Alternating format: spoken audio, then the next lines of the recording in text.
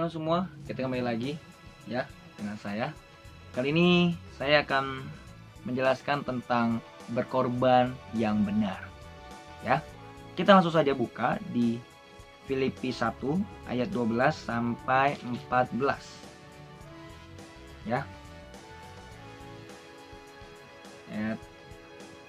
Filipi 1 ayat 12 sampai 14. Kita akan belajar dari Paulus ini, ya. Kesaksian Paulus dalam penjara. Aku menghendaki saudara-saudara supaya kamu tahu bahwa apa yang terjadi atasku ini justru telah menyebabkan kemajuan Injil. Nah, jadi pada saat ini Paulus mengatakan seperti ini karena dia itu pada saat ini di penjara, gitu. Karena dia menderita oleh karena umat Tuhan, oleh karena pemberitaan Injil, dan dia berkorban dengan sangat luar biasa, gitu dia. Nah, aku menghendaki saudara supaya kamu tahu bahwa apa yang terjadi atasku ini justru telah menyebabkan kemajuan Injil.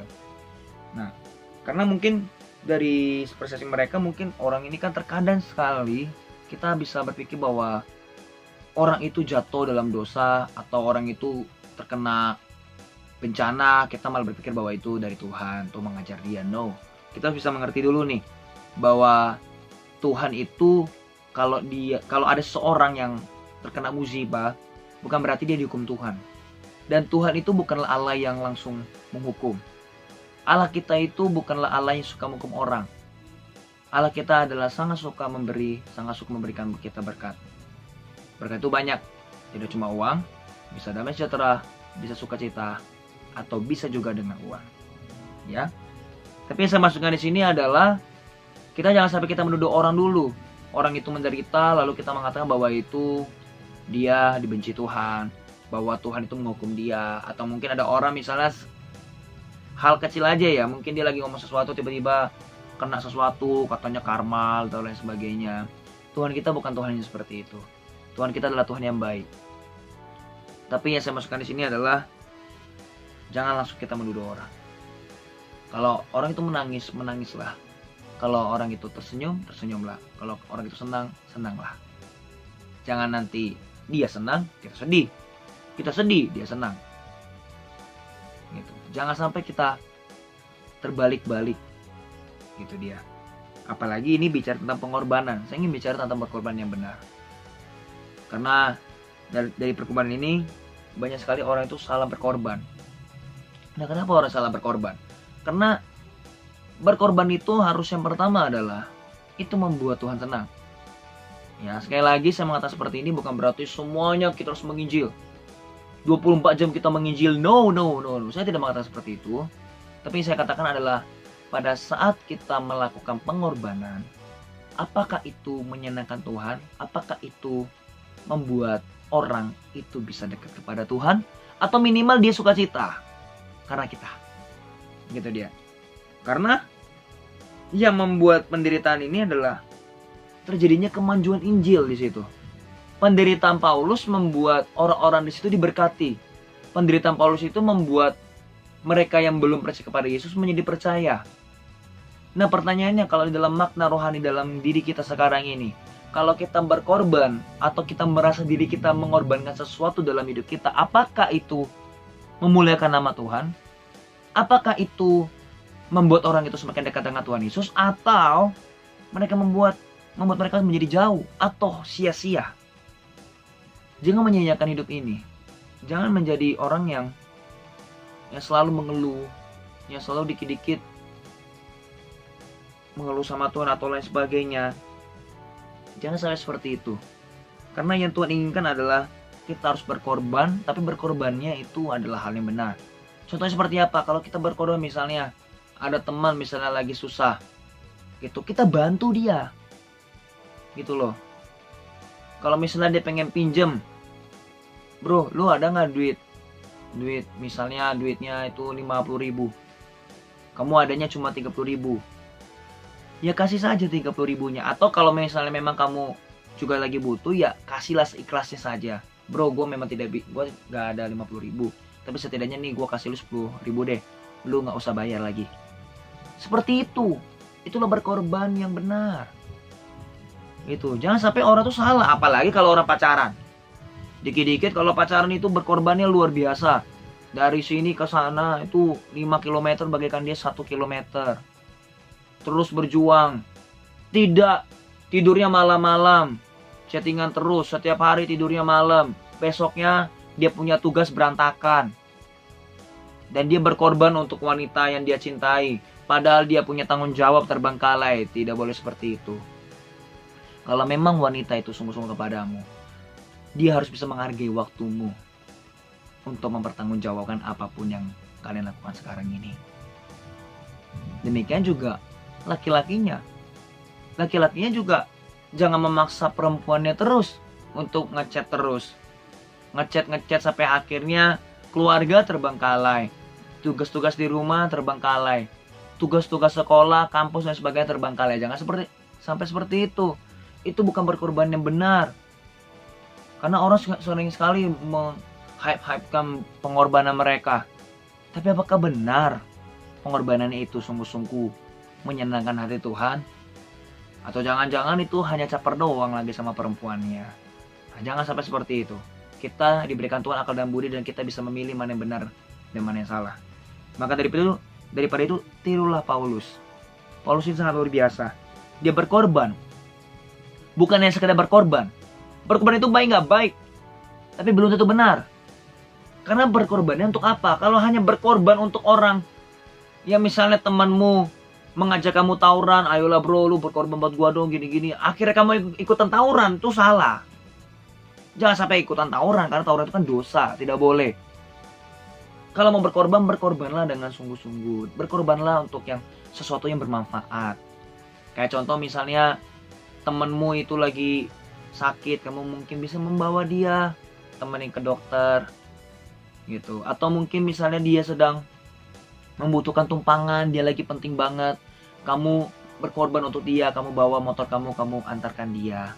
Itu berkorban yang benar, menyenangkan hati Tuhan gitu. Karena efek dimana pengorbanan itu benar, efek dimana pengorbanan itu pas, maka buahnya akan luar biasa. Kita lihat ayat 13. Sehingga telah jelas bagi seluruh istana dan semua orang lain bahwa aku dipenjarakan karena Kristus. Ada efek yang luar biasa.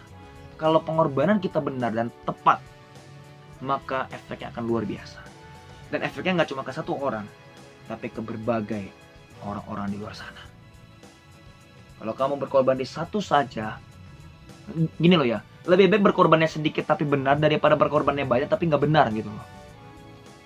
Kamu lebih baik berkorban kepada satu orang yang misalnya dia itu lumpuh, kamu kasih dia uang, meskipun hanya 5.000 atau 10.000, tapi kalau kamu di saat itu dilihatin orang, kamu membantu dia, dan tiba-tiba ternyata orang itu sedang mengalami kesusahan. Misalnya itu ada orang lain lah, misalnya orang lain melihat dirimu memberikan goceng, padahal dia mungkin bisa melihat bahwa kamu juga letih lesu. Dari situ saja dia bisa diberkati loh. Dia aja bisa, kenapa gua nggak bisa?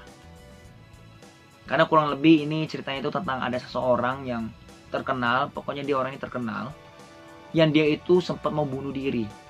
Lalu dia hanya mendengarkan seseorang atau orang-orang yang lagi ngumpul gitu, yaitu orang tukang ojek lagi ngumpul ketawa-ketawa gitu kan, yang istilahnya kalau dibandingkan dengan dia itu gajinya atau finance-nya itu lebih baik gitu. Dan dari situ hanya dengan dia mendengarkan suara dari ketawa ketiwi dari tukang ojek itu, para tukang ojek itu, dia berpikir kalau dia saja yang finance-nya aja lebih kecil daripada saya, kenapa saya harus bisa membunuh diri? Dan dari situ dia berjuang lagi, sampai pada akhirnya dia menjadi orang mungkin salah satu terkaya di Indonesia. Nah, jadi ada efeknya kalau kita melakukan sesuatu. Makanya jadi teladan, dan jadi teladan itu juga tidak bisa sembarangan. Harus ada pengorbanan yang tepat. Apalagi kalian sebagai pemimpin, sebagai leader. Kalau kalian sebagai pemimpin, kalian harus bisa punya waktu pengorbanan yang pas. Saya juga jujur ya, saya belakangan ini juga karena corona ini saya juga di rumah, dan akhirnya ada sebagian teman juga yang masih datang dan juga main di sini ya. Begitu juga ada anak-anak Roni saya, saudara-saudara saya juga ada ya main akhirnya. Dan di situ mereka itu selalu pengen ngajakin saya main ya, karena saya jarang main gitu loh ya. Saya jarang sekali main sama mereka karena saya kan juga punya kerjaan, saya juga punya tugas lain sebagainya gitu, seperti sekarang ini ya. Dari situ mereka pengen sekali supaya saya main dengan mereka. Akhirnya saya main dengan mereka, tapi ada waktunya saya tidak bermain dengan mereka. Sebenarnya saya mau main gitu, tapi saya harus bisa meninggalkan mereka supaya saya bisa melakukan tugas saya, tanggung jawab saya, supaya yang lain itu bisa diberkati juga gitu. Bahkan sampai ada di antara mereka yang mengatakan mereka itu gabut kalau gak ada saya gitu.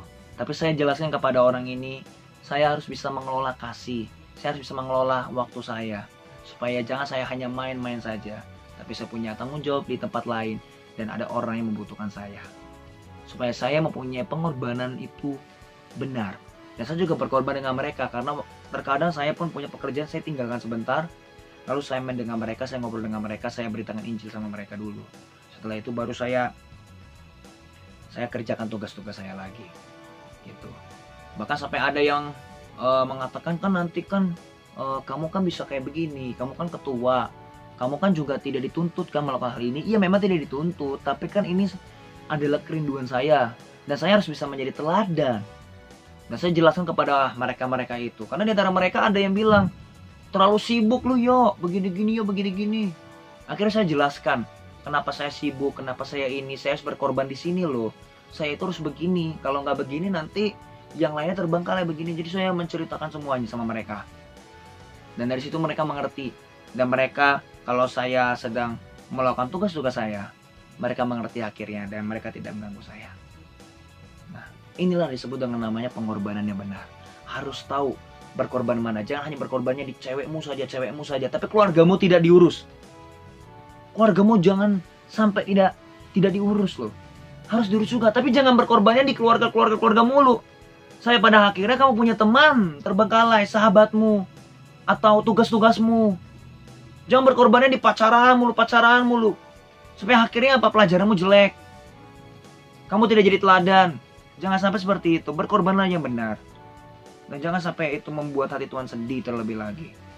Karena kalau namamu menjadi jelek, nama Tuhan juga jelek, bukan?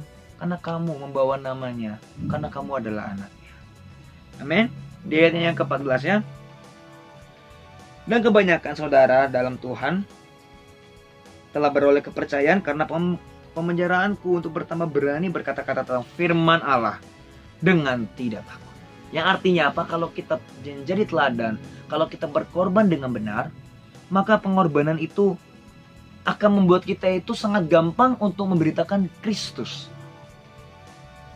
Akan lebih mudah lah istilahnya, bukannya sangat gampang tapi lebih mudah.